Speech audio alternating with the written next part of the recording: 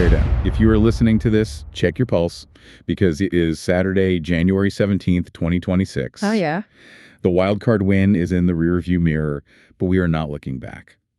We have divisional round clash against the Rams in less than 24 hours. Huge game. But usually the Saturday before a game of this magnitude is dead silent. I mean, you expect the game plan to be installed, the players resting. Right. Coaches doing final walkthroughs, the hay is in the barn, as they say. Exactly. But that is not what is happening in Lake Forest today. Yeah. Hillis Hall is absolutely buzzing with news that could define not just this game, but the entire Ryan Poles era. You are spot on. It's strange. Usually, yeah, Saturday morning it's quiet, but we're looking at a situation where the chalkboard is being erased and rewritten at the 11th hour. Yeah. We have roster moves being discussed that, quite frankly, look insane on paper until you really dig into the mechanics of why they're happening. And we aren't just talking about who's active and who's inactive.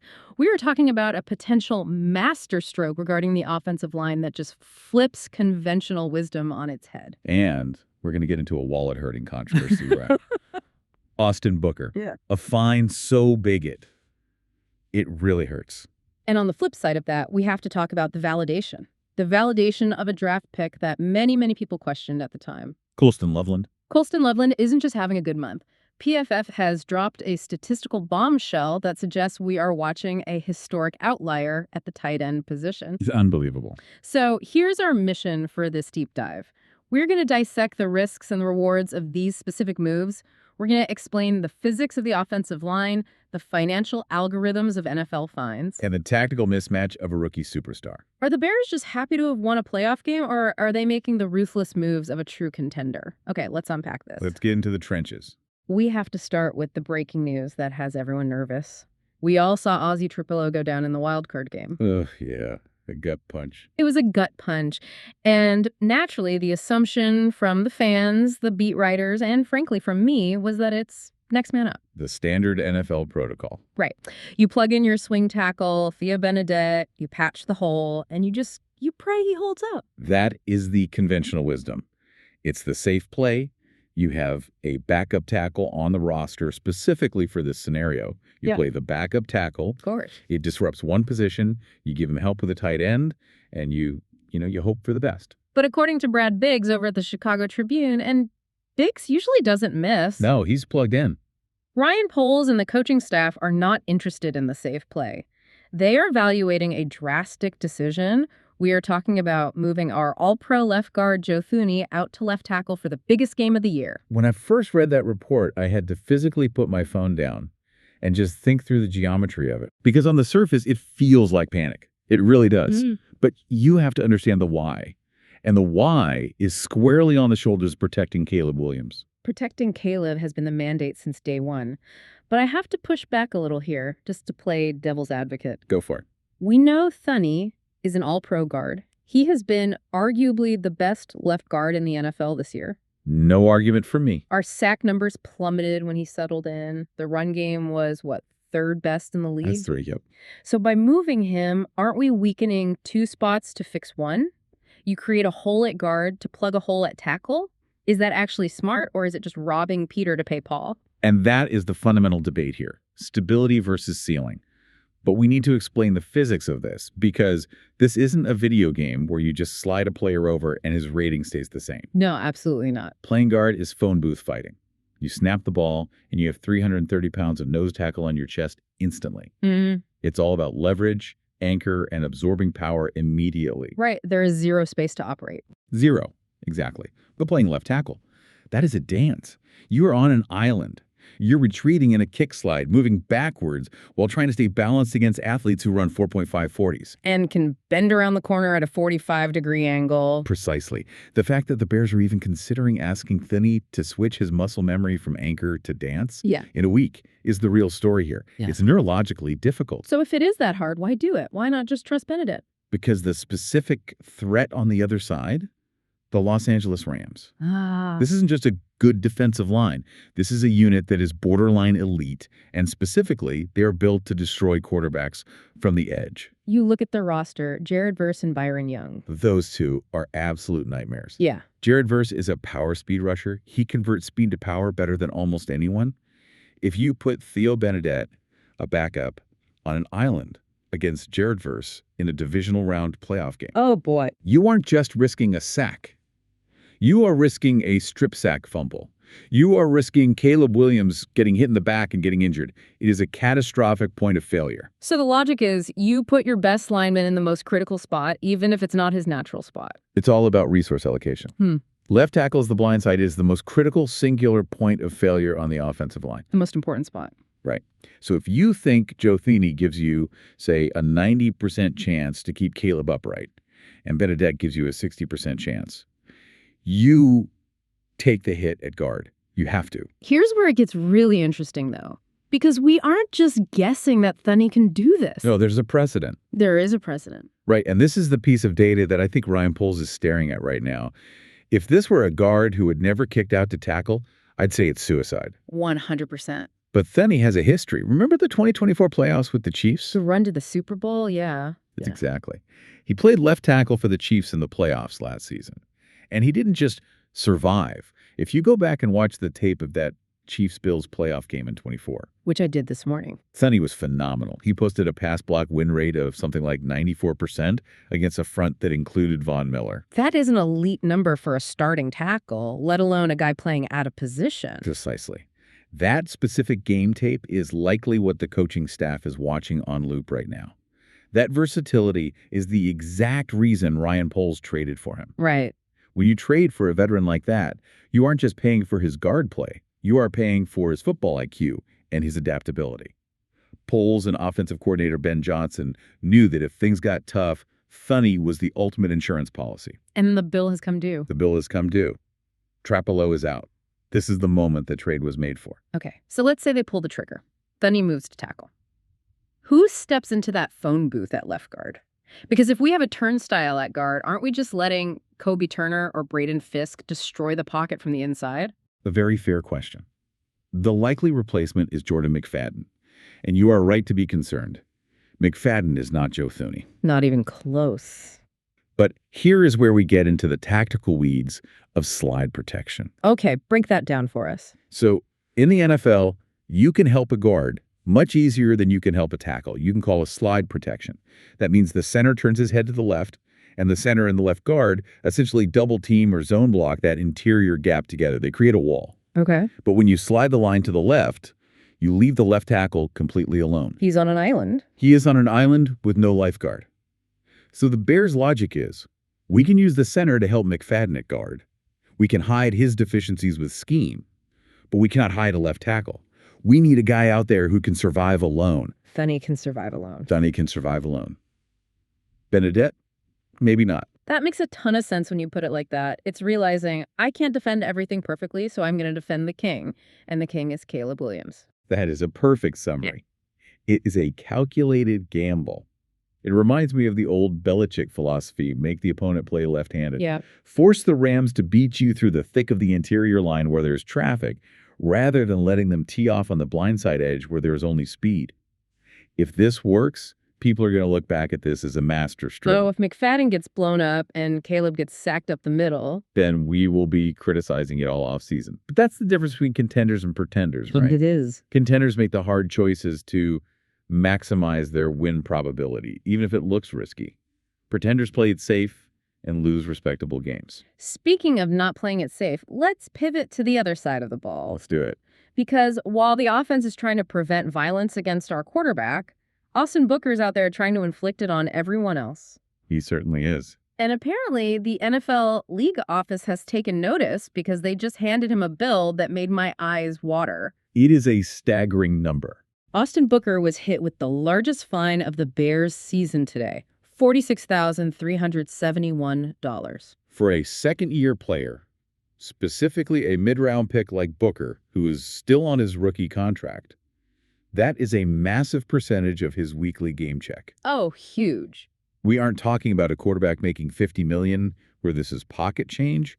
We are talking about taking significant income away from him. I think people hear 46,000 and they think it's just a random number a judge threw out, but it's not, right? It's all calculated. No, not at all. The NFL fine system is extremely bureaucratic. It's an algorithm. The reason it is $46,371 specifically is tied to the collective bargaining agreement's escalation clause. Because he's a repeat offender. Exactly. If this was his first offense, it would be significantly lower. Right. But go back to Week 16 against the Packers. Right.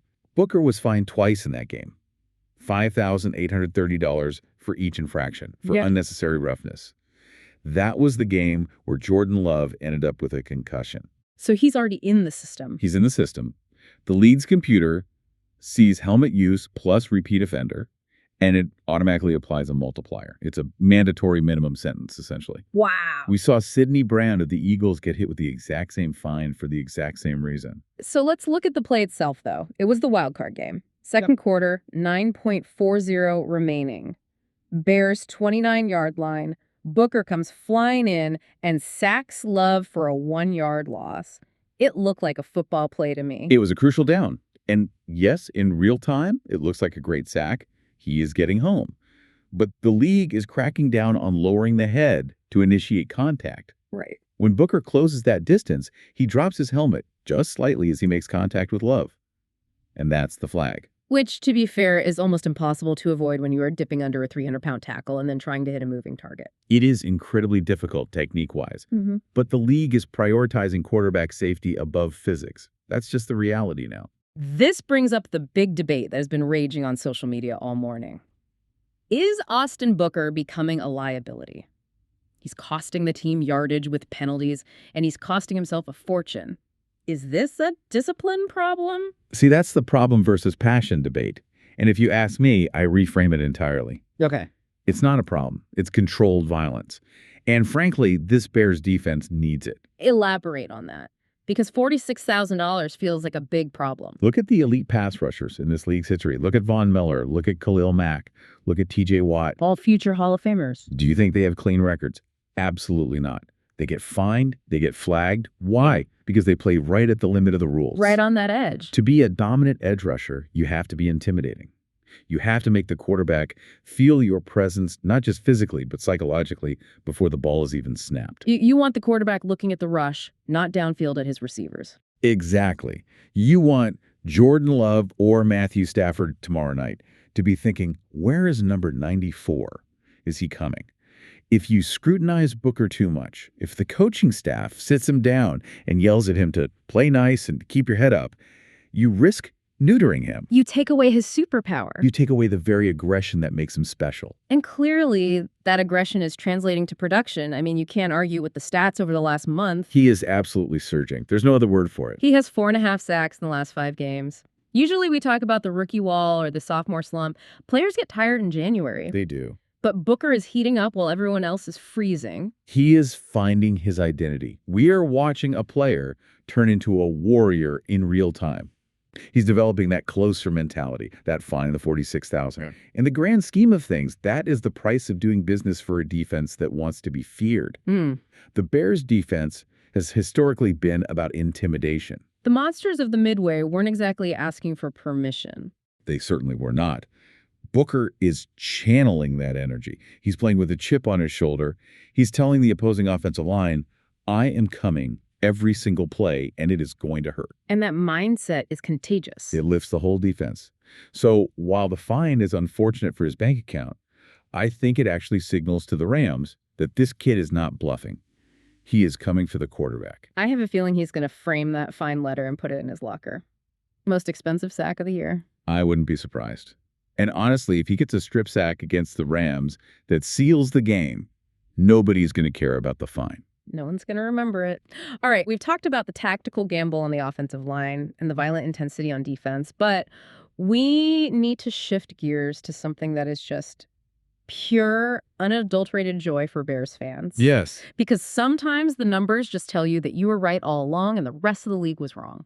This is the validation segment of the show, and it is sweet. PFF Pro Football Focus came out with their end-of-season rookie rankings, and they didn't just name Colston Loveland the best rookie tight end. No, that would have been too easy. That would have been great, but expected given his stats. No, They named him the best rookie in the NFL, period, regardless of position. That is a massive statement. Yeah.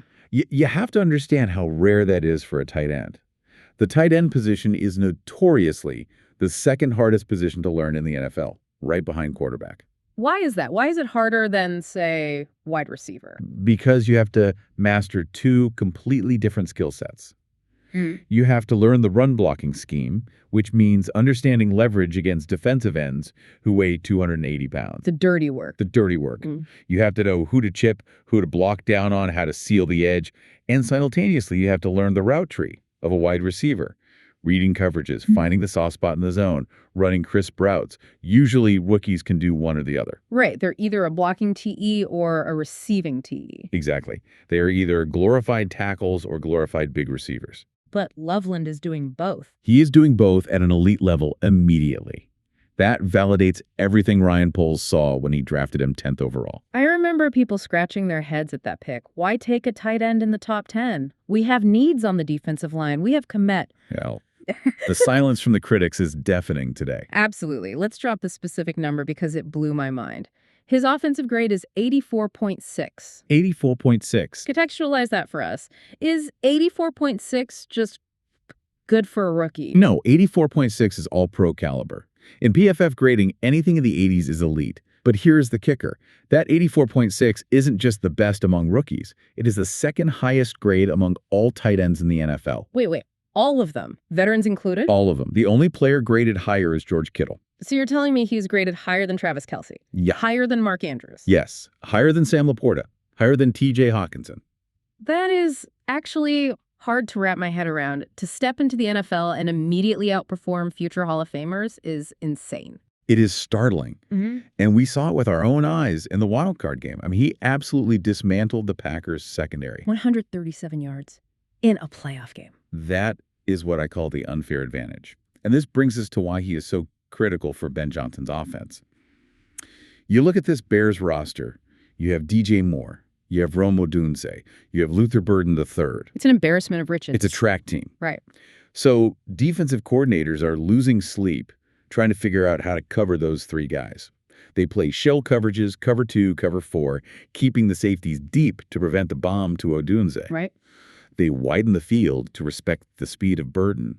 And what happens when you do that? The middle of the field opens up like the Red Sea. Exactly. The middle of the field is wide open. Yeah. And roaming that middle is a guy who runs like a receiver, but is too big for a safety to tackle. Yeah. It's a pick your poison scenario for the defense. If you double team DJ Moore, Loveland kills you over the middle on a crossing route. If you put a linebacker on Loveland, he runs right past him because he has 4.5 speed. And if you put a safety on him, he overpowers him at the catch point. He is the alpha. That's a key point. Even with all those other names, Loveland is the alpha. He is.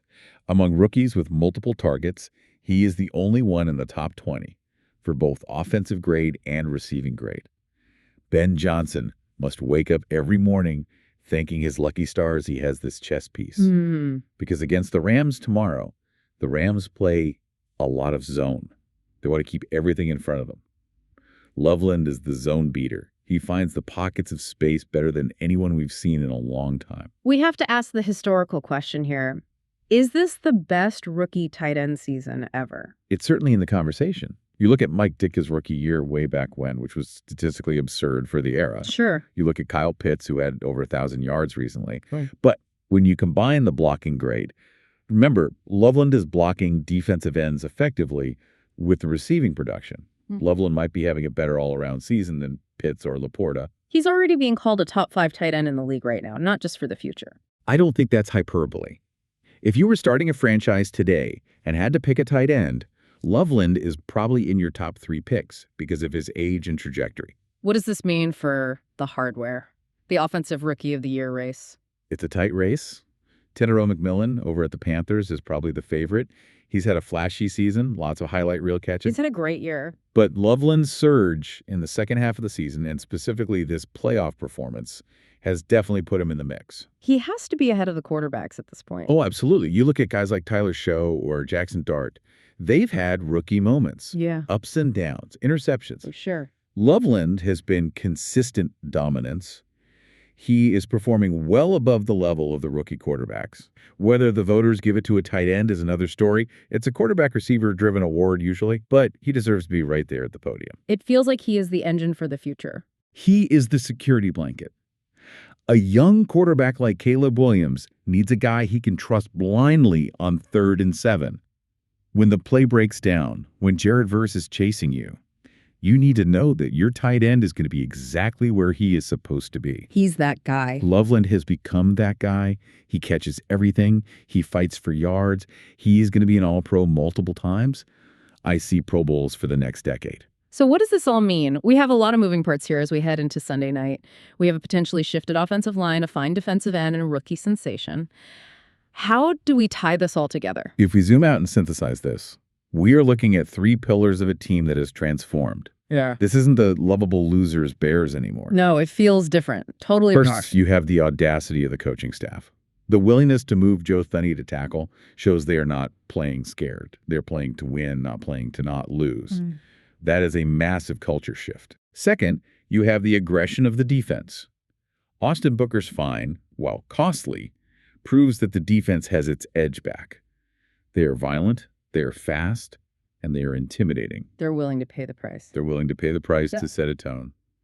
And third, The mismatch. you have the tactical mismatch. Colston Loveland gives you an advantage that the Rams might not have an answer for. Yeah. You have a player who breaks the rules of how defenses are supposed to work. It feels like the pieces are falling into place. This isn't a team that lucked into the playoffs. This is a team that is built for this moment. That's the feeling. It feels like a team separating contenders from pretenders. The Rams are the old guard. They've been there, won the ring. They are experienced and dangerous. Absolutely. But the Bears are the challengers coming for the crown with a roster that is peaked at the exact right time. So, Bear Nation, the question is on you now. Do you trust the O-line move? Is moving THUNEY a stroke of genius or a desperate gamble that leaves Caleb exposed up the middle? What do you think? Is Austin Booker's fine something to worry about? Or do you love the fire?